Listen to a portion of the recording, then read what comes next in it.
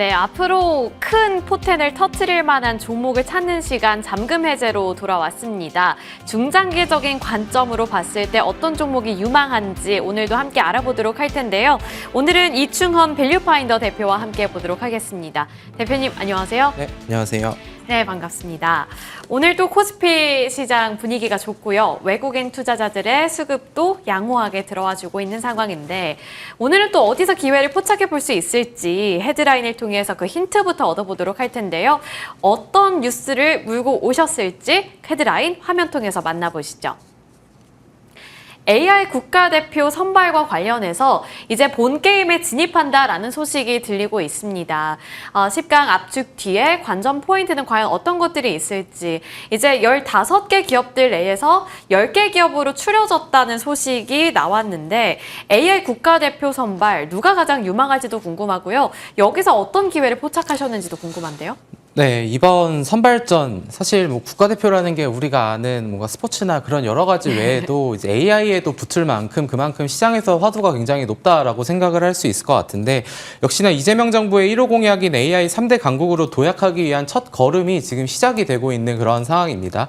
지금까지는 뭔가 이렇게 하겠다 저렇게 하겠다 이렇게 약간 얘기를 했다면은 지금은 실질적으로 국가대표 선발전이 벌어지고 있다라고 보셔도 될 것 같은데 이번 PT를 이제 하게 되는데 원래는 이 국가대표 AI 선발전을 원래 15개 기업이 있었는데 서면평가로 5개 기업이 탈락을 하고 지금 10개 기업이 지금 남아있는 그런 상황입니다.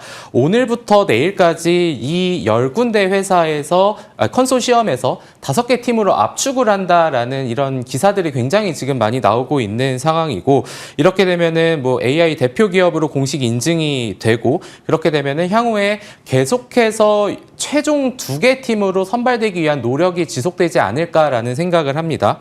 그래서 5개 정예팀은 AI 모델 개발 경쟁을 통해서 6개월마다 1개씩 탈락을 하고요. 정부는 2027년에 최종 2곳을 설립한다고 이제 정한다고 하는데 제가 이따가 이와 관련한 세부 내용은 제가 말씀을 드리도록 하겠고 최근에 지금 뭐 관세 이슈, 뭐 FOMC, 반도체, 삼성전자 이슈 등으로 인해서 이 뉴스가 많이 좀 부각이 되고 있지 못하고 있는 것 가운데 이런 부분들도 향후에 부각받을 가능성이 높으니까 관련한 컨소시엄, 뭐 네이버, 뭐 KT 이런 기업들도 계속해서 잘 지켜보시면 좋을 것 같습니다.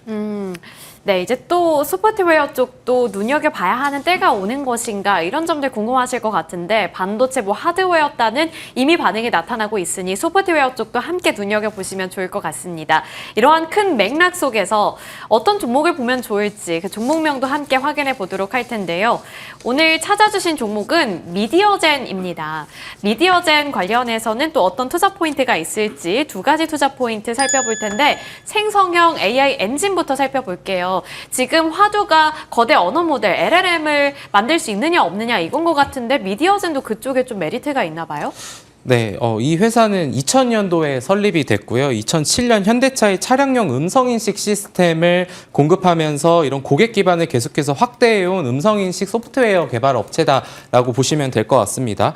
2019년 코스닥 시장으로 이전 상장을 했고 여러 가지 뭐 에듀테크나 AI 콜센터 같은 쪽으로 사업의 영역을 계속해서 확장을 잇는 그런 상황에서 동사의 임직원이 160명이 있는데 그중에 무려 130명이 개발 인력으로 있다라고 보시면 될 것 같습니다. R&D 센터는 마곡에 있고 지금 이런 기술들을 기반으로 B2G 솔루션 사업으로 경쟁력을 키워나가고 있다라고 보시면 좋을 것 같은데 매출액 같은 경우에도 최근에 1분기, 지난해 1분기가 매출액이 23억 원이었는데 이번 1분기에는 81억 원까지 증가를 하면서 어쨌든 이런 기대감이 좀 고조가 되고 있고 그래서 매출 비중의 대부분은 지금 차량 음성 시스템에서 나오고 있는데 이런 부분들은 결국은 이제 현대차 쪽으로의 음성 인식이 계속해서 부각이 될 수 있지 않나라는 그런 생각을 하고 있습니다. 자동차 양산 제조 공정을 단순화하고 오류 발생을 줄여야 되는 게 가장 중요한 시기인 상황에서 동사는 예전에 현대차하고 현대차 계열사로부터 투자받은 이력이 있고 2007년에 이제 사업을 같이 시작한 이후에 지금 북미, 유럽 쪽에 1,700만 대의 동사 플랫폼이 적용돼 있다고 보시면 됩니다. 그래서 뭐 재무제표를 보시면 알겠지만 연 매출 100억 원 이상이 꾸준하게 나오고 있는 그런 회사라고 좀 보시면 될 것 같고 그리고 이제 시장 조사업체 자료에 따르면 결국 이 시장이 성장할 수 있냐가 제일 중요한 부분인 것 같은데 글로벌 음성인식 시장 규모는 2023년 214억 달러에서 2033년 885억 달러로 매년 15%의 꾸준한 성장이 예상이 된다고 합니다. 지금 이제 원래 10년 전에는 스마트폰이나 자동차의 여러 제품에 음성인식 기능이 들어가 있었는데 사실 그거에 대해서 우리가 말을 했는데 그 말을 정확히 인식하지 못하는 그런 경우들이 많았죠. 그리고 최근에는 심지어 예를 들면 챗 GPT를 쓴다고 하더라도 글로 쓸 수도 있지만 말로도 써야 되는 말로도 쓸 수 있는 그러한 지금 환경이 되었고 그리고 요즘에는 음성 녹음을 텍스트로 변환하기도 하는 이런 부분들이 굉장히 많이 이용되고 있다 보니까 음성 인식이 중요해져서 부각받을 수밖에 없는 상황으로 지금 전개가 되고 있다라는 거. 그리고 뭐 스마트폰이나 뭐 스피커 그리고 웨어러블 기기에도 이제 하드웨어가 이미 많은 발전을 했고 그럼 거기에 이제 소프트웨어가 들어와야 되는데 이런 음성 인식과 관련해서도 굉장히 향후에 시장에서 주목받을 수 있다라고 보시면 좋을 것 같습니다. 그래서 이런 인터페이스 수요 기반이 증가를 하고 있고 앞서서 이제 전체 음성인식 시장 규모를 봤다면은 이번에 현대차 쪽에 계속해서 꾸준한 매출이 발생하고 있다고 했는데 자동차용 음성인식 시장 역시 고성장이 전망이 된다고 합니다. 2023년 45억 달러에서 2033년 154억 달러까지 연평균 13% 성장이 전망이 된다라고 하고요. 그래서 이런 핸즈프리라던가 내비게이션 인포테인먼트 조작과 같은 데에도 충분히 많이 쓸 수 있다라는 얘기를 드리고 싶었고요. 그리고 아까 앵커님께서 말씀해주신 LLM 기반으로 소프트웨어 대형 언어 모델을 개발했다, 생성형 AI 엔진을 개발했다라는 부분에 대해서는 비록 이 회사가 시가총액이 상대적으로 낮긴 하지만 5년 동안 이거를 개발을 해서 미라지라는 생성형 AI 엔진 개발에 성공을 했습니다.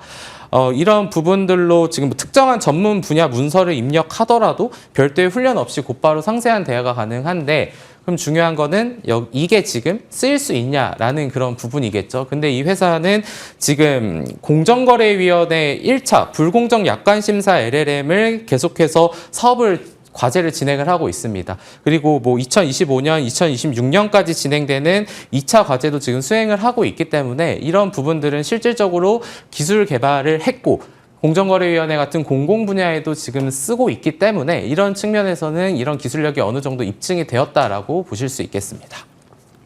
네, 좋습니다. 음성인식 기술 생소하신 분들은 이렇게 생각해 보시면 좋을 것 같아요. 통화를 하고 나중에 이게 혼자서 기록이 다 되고 내가 말하는 것들, 인터뷰 내용을 딴다든지 그런 기능들을 생각해 보시면 좀 체감이 될 것 같은데 그 부분에 대한 강력한 메리트를 갖고 있다는 점은 먼저 짚어봤습니다.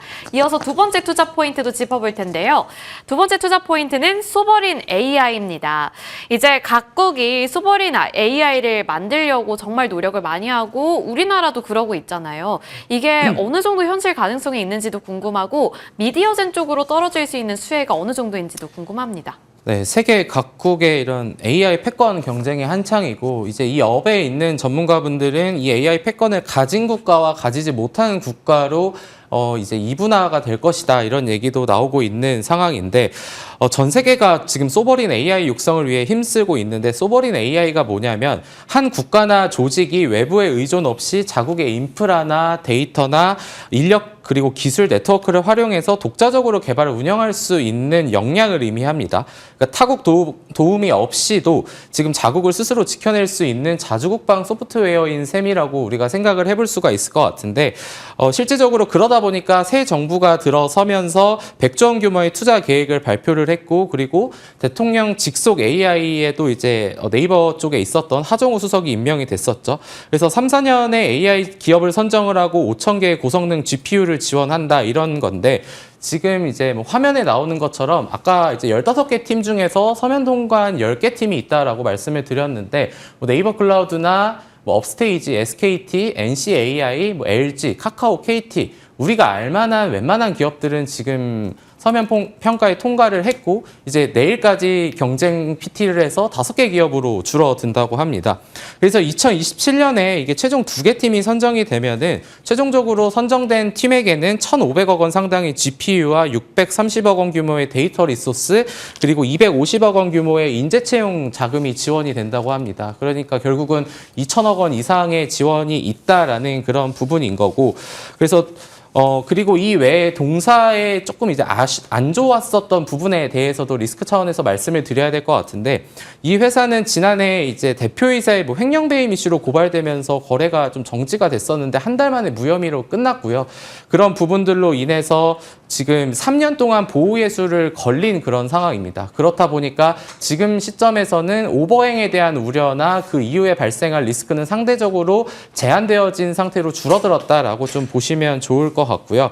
그리고 마지막으로 또 하나 이제 말씀을 드리고 싶은 부분은 유사 기업과 피어 그룹 사이에서 이 회사의 지금 기술력이나 이런 부분을 봤을 때 좀 굉장히 좀 아쉽다라는 부분인데, 오늘 마음 AI가 주가가 거의 20% 이상 급등하는 그런 상황에서 뭐 셀바스 AI나 솔트룩스, 코난테크, 마음 AI 이런 기업들을 보면은 올해 주가 평균 43% 상승을 했고요. 이제 솔트룩스나 코난테크나 이런 기업들은 올해에만 160%, 140% 성장을 했었습니다. 결국 다 보면은 AI나 LLM을 기반으로 한 기업들인데, 미디어젠 같은 경우에는 거래가 좀 정지가 되어 있었다 보니까 이러한 상승분을 전혀 반영받지 못했기 때문에 이러한 부분들이 결국은 추가적인 모멘텀으로 작용이 될 수 있지 않을까라고 좀 생각을 해보시면 좋을 것 같습니다. 네, 경쟁사 대비 이제 밸류에이션에 대한 매력이 있지 않을까, 이 부분을 좀 기대해 보셔도 좋을 것 같은데요. 그렇다면 적합한 매수 가능 구간, 그리고 팔아야 할 때도 정해 보겠습니다. 대표님 어느 정도 밴드를 보고 계세요? 네, 저는 매수 가능 구간은 13,000원에서 13,500원 정도로 좀 보면 되지 않을까 싶고요. 목표가는 이제 18,000원 수준으로 보되, 지금 이제 아무래도 시가총액이 상대적으로 작고 거래량이 적은 기업이다 보니까 시장에 많이 알려져 있지도 않고, 그래서 리스크 구간은 최대한 좀 작게 잡아서 11,000원 정도로 보시면서 좀 대응을 하면 되지 않을까, 이렇게 정리하도록 하겠습니다. 네, 리스크 주의 구간 11,000원, 기대 수익률 목표가 18,000원으로 잡고 대응 이어가 보도록 하겠습니다. 오늘 이렇게 밸류파인더 이충헌 대표와 함께 해봤습니다. 오늘 말씀 고맙습니다.